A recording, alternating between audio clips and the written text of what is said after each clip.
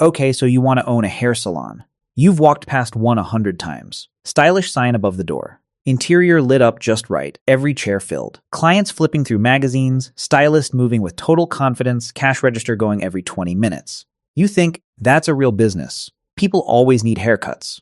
How hard can it be? That's a reasonable thought, and it's also almost completely wrong. The gap between what a salon looks like from the outside and what it actually costs to run from the inside is one of the most quietly brutal gaps in all of small business ownership. Salons close all the time, not because they ran out of customers, but because they ran out of money while the chairs were still full. Today we're going to walk through exactly why that happens. Every dollar that comes in, every dollar that disappears before the owner ever sees it, and what the ones who actually make money are doing differently. Let's start with the first thing everyone gets wrong. A salon that looks packed is not necessarily a salon that is profitable. Those are two completely separate facts. Revenue is not profit. A salon can collect $25,000 in a single month and still fail to cover rent. The question is never how much money comes in. The question is how much stays after everything that has to be paid gets paid. And in the salon business, that list of things that have to be paid is much longer than most people expect. But before we get to the ongoing costs, we need to talk about what it costs just to open the doors on day one. Before a single client sits in a chair, the money is already leaving. The median startup cost for opening a new salon in the United States sits around $120,000. That's the middle. The range runs from $80,000 on the very low end to $250,000 for a properly built, professionally finished space. Here's where it goes. The biggest single chunk is leasehold improvements, meaning the physical build-out of the space itself. A salon is not a regular retail unit. It needs specialized plumbing for shampoo bowls, high-capacity water heaters, dedicated electrical circuits for blow dryers and color processing lamps, task lighting that renders color accurately, flooring that handles constant foot traffic, and drainage systems that can handle the volume of water a busy salon uses every day. That build-out alone runs between $45,000 and $140,000, depending on the condition of the space when you take it. Then you have the actual salon furniture and equipment. A single professional styling chair costs between $500 and $2,500. You need multiple chairs. Shampoo bowls with the plumbing attached run between $500 and $1,500 per unit. Mirrors, reception desks, drying hood stations, trolleys, display shelving. By the time you furnish a 6-chair salon properly, you've spent between $15,000 and $50,000 before anyone has touched a pair of scissors. Initial product inventory adds another $5,000 to $20,000. You need professional color lines, developers, shampoos, conditioners, treatment products, and retail display stock, all purchased before you generate a single dollar of revenue. Then there are the costs that don't show up in the Instagram posts about new salon builds. Commercial landlords in most markets want a deposit equal to 1 to 3 months of base rent before you get the keys. Business licenses, municipal permits, state cosmetology board registrations, and legal fees for reviewing a commercial lease add another $3,000 to $10,000. Commercial liability insurance is mandatory and adds to the upfront total. And then there's something called working capital, the cash reserve you keep in the bank to cover your fixed expenses during the first several months, while you're still building a client base and before the business reaches break even. The standard recommendation is $10,000 to $30,000 sitting in reserve. Most new owners underestimate this badly, which is why so many salons that open strong run into a cash wall by month 4 or 5. Before we get to location, there's a personnel decision that shapes the entire financial structure of the business. And most new owners make it by default rather than by design. When you hire a stylist to work in your salon, you have 2 fundamental ways to pay them. The first is a commission model. The stylist gets a percentage of every service they perform, typically between 40 and 50% of the service price. So if a stylist performs a color service that bills $200, the salon keeps between $100 and $120, and the stylist takes home $80 to $100. The owner provides all the products, the space, and the equipment. The stylist generates the revenue. The second model is booth rental, also called chair rental. Under this arrangement, the stylist pays you a fixed weekly or monthly fee to use a chair in your space. That fee typically runs between $200 and $600 per week, depending on the market. The stylist sets their own prices, buys their own products, and keeps every dollar they collect from clients. You collect a predictable fixed rent check regardless of how busy or slow their week was. These 2 models create entirely different businesses. Under commission, your upside is theoretically unlimited. If every chair is booked solid and your pricing is right, the margins can be strong. But you bear all the downside too. If a stylist has a slow week, you still owe wages or minimum pay guarantees, you still own the products in the back bar, and the overhead keeps running. Under booth rental, income is predictable but capped. You cannot capture the upside of a stylist great month, and because they are legally independent contractors, you have very limited ability to enforce service standards, set operating hours, or build a unified brand experience. In the United Kingdom, self-employed practitioners now represent 60.5% of the total hairdressing and beauty workforce. In the United States, suite rental franchise concepts, dedicated companies that build facilities specifically for independent stylists to rent individual private rooms, are growing rapidly, pulling the most experienced practitioners away from commission setups and toward independence. That trend is making the commission model progressively harder to staff at the top end of the talent market. Now let's talk about location, because this is where the real strategic trap lives. Cheap rent sounds like a smart move, until nobody walks in. A salon on a quiet side street with no parking, no foot traffic, and no visibility requires a completely different and much more expensive marketing strategy just to tell people it exists. The money you saved on rent gets spent on advertising instead, so the savings evaporate.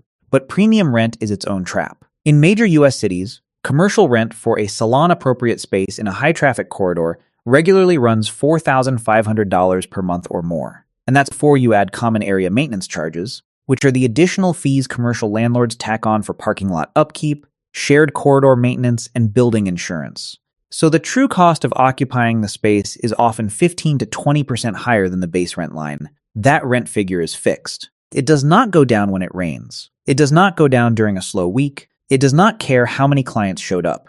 Every month, that number is due regardless of what the schedule looked like. The cost of running a salon every single day starts long before any money comes in.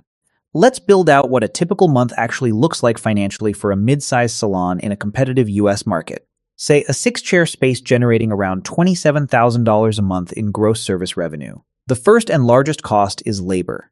Total stylist compensation, including base wages or commissions, payroll taxes, and workers' compensation insurance, consumes between 40 and 50% of gross revenue in the United States. On $27,000, that's between $10,800 and $13,500 per month, going to payroll before the owner draws a dollar for themselves, then rent.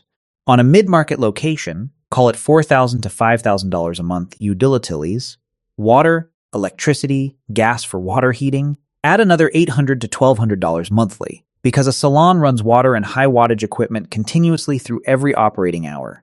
Professional product inventory, the shampoos, conditioners, color products, developers, toners, and chemical treatments used during services, targets 5 to 10% of gross revenue when managed properly. On $27,000, that's $1,300 to $2,700 per month just in backbar supplies.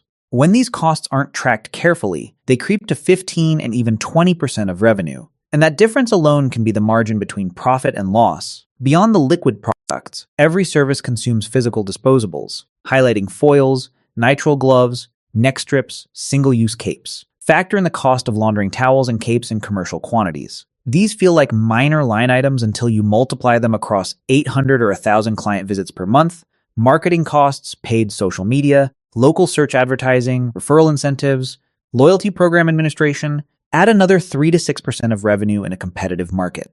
Software subscriptions for booking, point of sale, payroll, and inventory management tools add $300 to $600 per month.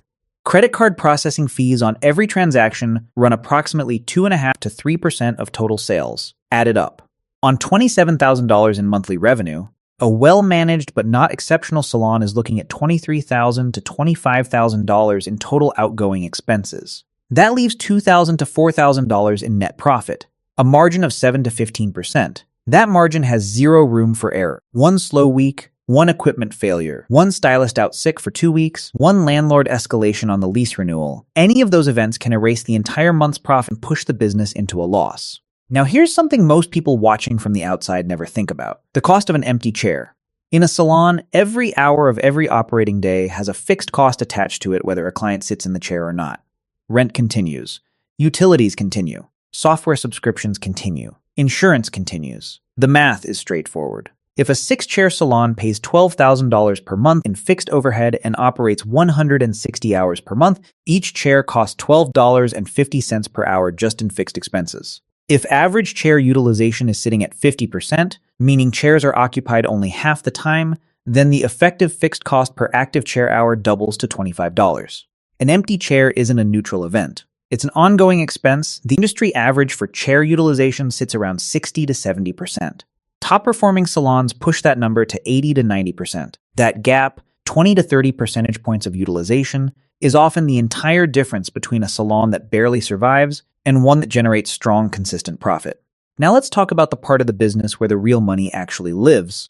And it's not the basic haircut. A standard haircut in the United States averages $44. It takes 45 minutes. Do the math. That's roughly $58 of chair time per hour before subtracting the stylist's commission payout, the product cost, and the fraction of fixed overhead allocated to that hour. The margin on a basic haircut is thin. Hair color services are a completely different financial category. A balayage, the technique where the color is hand-painted onto sections of hair to create a natural gradient, takes between 120 and 180 minutes and commands between $200 and $450 per appointment in most U.S. markets. A full highlight service at a competent salon runs $150 to $250.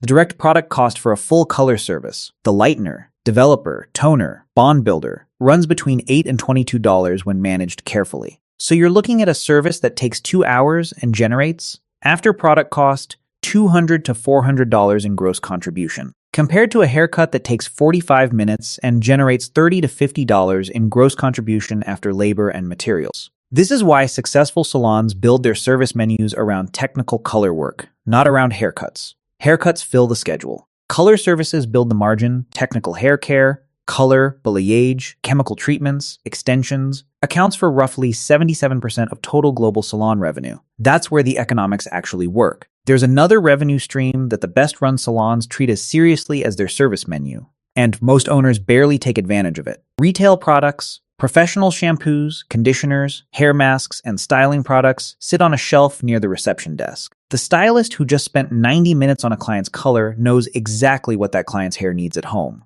When they make a specific, informed recommendation tied to what they just did, clients buy, and the salon earns a 50% gross margin on every unit sold. A product purchased wholesale for $15 retails for $30. No chair time, no additional labor. Top-performing salons generate 12 to 15% of their total revenue from retail.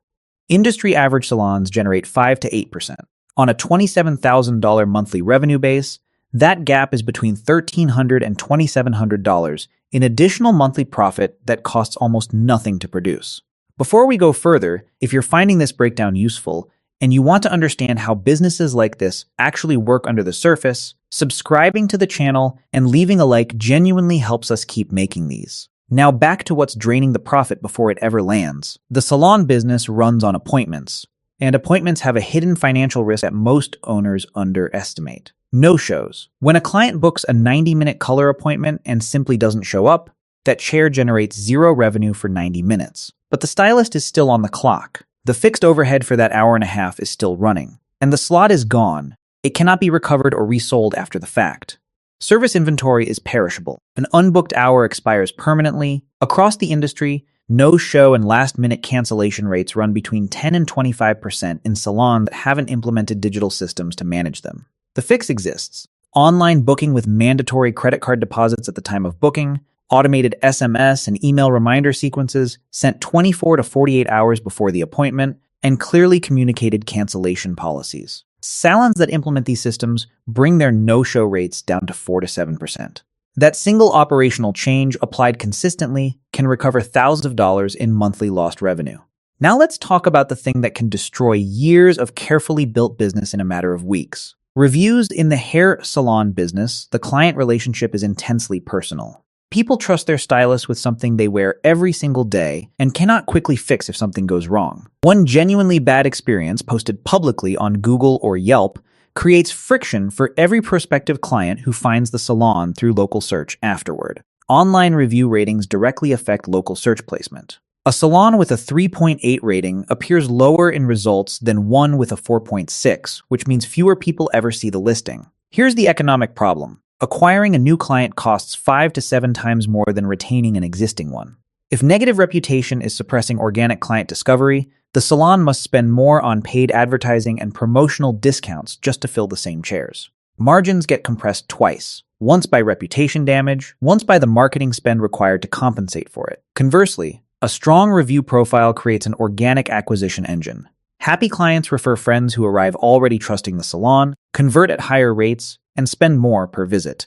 That cycle is real and measurable, and it costs almost nothing to maintain compared to paid acquisition. Technology is also quietly separating the operators who manage these economics well from the ones who don't. Modern salon management software now handles online booking, point-of-sale processing, automated commission calculations, client history tracking, and marketing automation from a single interface. Top-performing salons achieve online booking adoption rates of 59%, meaning more than half of all their appointments are booked digitally without staff involvement. The industry average is